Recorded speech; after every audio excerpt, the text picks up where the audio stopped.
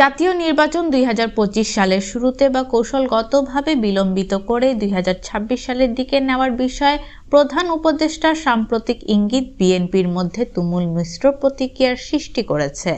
যদিও কিছু নেতা সতর্কতার সঙ্গে দীর্ঘায়িত রাজনৈতিক অনিশ্চয়তা অবসানের পদক্ষেপ হিসেবে প্রধান উপদেষ্টার সংকেতটিকে স্বাগত জানিয়েছেন, তবে অন্যরা সংশয় প্রকাশ করে এটিকে রোডম্যাপ ছাড়া একটি অসম্পূর্ণ প্রতিশ্রুতি বলে অভিহিত করেছেন।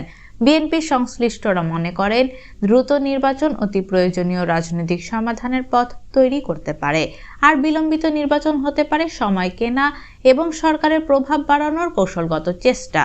মিশ্র প্রতিক্রিয়া দলের মধ্যে আশা এবং সন্দেহ উভয় তুলে ধরে। বিএনপি নেতারা সম্ভাব্য আগাম শোডাউনের প্রস্তুতি বা দীর্ঘ অপেক্ষার জন্য প্রস্তুত হওয়ার চ্যালেঞ্জগুলো মূল্যায়ন করেন। এটি তাদের নিচের পর্যায়ে রাজনৈতিক ভিত্তি পরিবর্তন করতে পারে। দলটির নেতারা বলেন, বিএনপি আগামী 4 থেকে 5 মাসের মধ্যে নির্বাচনী সংস্কার কাজ শেষ করতে চায় এবং আগামী বছরের আগস্টের শেষের দিকে নির্বাচন অনুষ্ঠিত হোক, যাতে সরকারকে 1 বছরের মেয়াদ পূর্ণ করার সুযোগ দেওয়া হয়। সোমবার প্রধান উপদেষ্টা ডক্টর মোহাম্মদ ইউনূস ইঙ্গিত দিয়েছেন যে 2025 সালের শেষের দিকে বা 2026 সালের প্রথম দিকে 13তম জাতীয় সংসদ নির্বাচন হতে পারে।